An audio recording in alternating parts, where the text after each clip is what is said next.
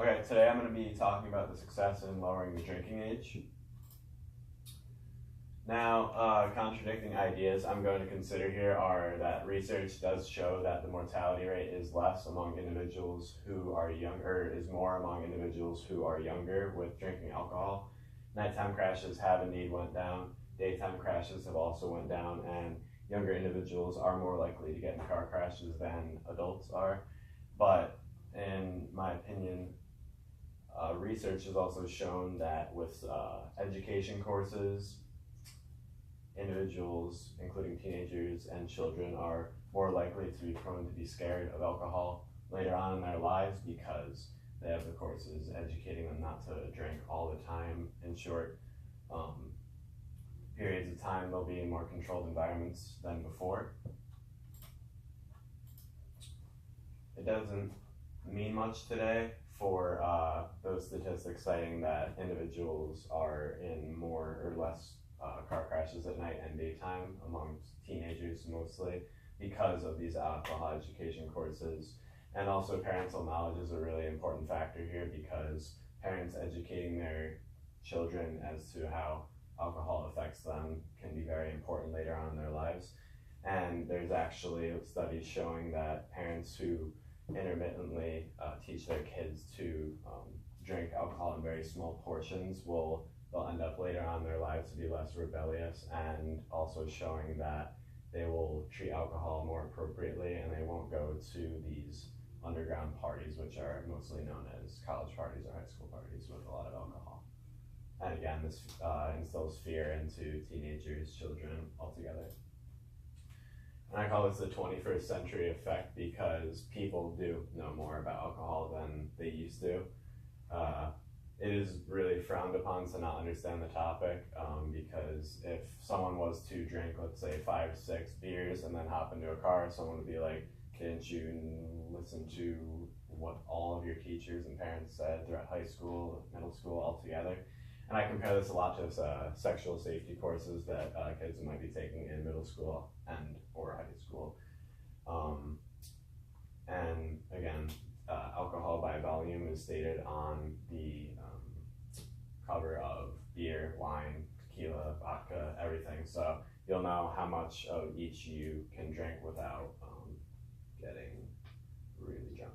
And also political reasons come into play here because there are states that will not get funded as much as others if they were to not comply with the alcohol law.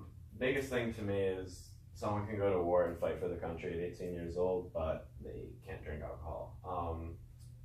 Again, they can get shot and sacrifice their lives, but they can't sit back and just enjoy a beer or once in a while. It's not really that big of a deal when it's 1, 2, and you're just trying to drink socially with friends or family. Kind of disrespectful to the rights of adults, especially the ones who are going through life very maturely and appropriately. I think it slows down the progression into adulthood because in the way of thinking, maybe the process of dealing with alcohol can task teenagers and young adults alike to think really complex because they'll be thinking about how much alcohol can I drink, to what extent will it hurt me mentally and or physically. And also, one of the biggest things is smoking for me because you can smoke cigarettes at 18 years old and you can't drink alcohol. Biggest thing I'm going to cite here is that moderate consumption of alcohol does not harm most people as long as you do it very appropriately, whereas smoking 1 cigarette a day or a week can give someone cancer and they can die. And again, smoking, you can buy cigarettes lower age than alcohol, and tobacco products are as harmful, if not more harmful, than alcoholic products. Again, I'm going to talk about intermittent drinking at home, but I'm going to get more into depth about it. Ruth Ings is a professor at Indiana University, and she's the one that showed that slow progression into responsible drinking is really crucial to the development of children throughout their childhood. And this kind of gives the indirect lessons again as to how they develop with their brain. They'll be tasked with complex scenarios later on in their lives. This can appeal to any sort of scenario, not just alcohol. This can build them as a person with just getting tasked to think more rationally. And again, mental and physical tasks are something that are going to be very hard to deal with later on in their lives if they are severe alcohol drinkers, alcoholics. Underground drinking more in depth, it does encourage more rebellious behavior altogether throughout someone's life. It doesn't just go for these parties. It will absolutely have an effect on them later on in their lives and determine whether or not they will be successful financially, emotionally, and they'll be successful with their health. This can lead to drunk driving. In so many cases you hear prom night is one of the most deadly nights for car crashes because these kids drink their heads off and they get in car crashes. They can go the wrong way on the road. And this is why they have those mock crashes at high schools the day before or a couple days before high school prom, because it's trying to scare them and say, do not drink all this alcohol, because there's going to be such a large concentration of kids at a time that it increases the rate alcohol-related crashes can occur. Pressure from the federal government is one of the biggest things to why the alcohol age was raised to 21. This goes back to Dwight D. Eisenhower. He put together the act that said if states do not comply to raising the drinking age, they will revoke the federal funding that would be given to roadways. So not all states did this at the same time, but by 1995, all states adhered to this because they needed the funding for the roads and it was getting out of control. It's an abuse of federal power. I think states should definitely be given their set of rules and restrictions, because the way I look at it, the North and the South are completely different.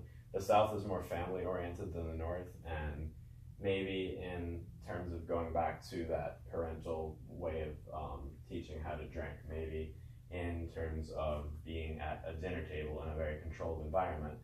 Again, the South being very family oriented, that would be deemed appropriate. So maybe start off in an environment like the South and kind of work its way up to the top, because if you try to do it all at once, it can cause havoc. There's a lot of bias in alcohol research, just like any other research. Outside influences, and one of the biggest things is subjective reasoning. A researcher could definitely have had someone in their lives that experienced very bad negative things with alcohol, and also with the researcher themselves, they could have very bad experiences with alcohol to give them bias towards their studies. Now, not saying they're going to only find the negatives in alcohol, but they might get more into depth about those negatives than they would the positives of lowering the drinking age. And also, like everything else, research is outdated because, again, education courses in today's society are much more concentrated. Biggest thing I can say to kind of get this out of the way is the prohibition law was enforced at one point in time, but basically no one followed that. There were these things called speakeasies, and everyone drank and made moonshine and did their thing. And I kind of compare these underground drinking things with teenagers and children to this in a way, because they don't care, and it's not really like cops are gonna show up all the time and arrest all these kids. They'll just tell them to go home. So it's not really doing anything having it at 21. It was 18 for such a long time, so why change it? It's just a financial thing for the government. And yeah, age isn't followed, and if voices aren't used, it's just going to be a waiting game. And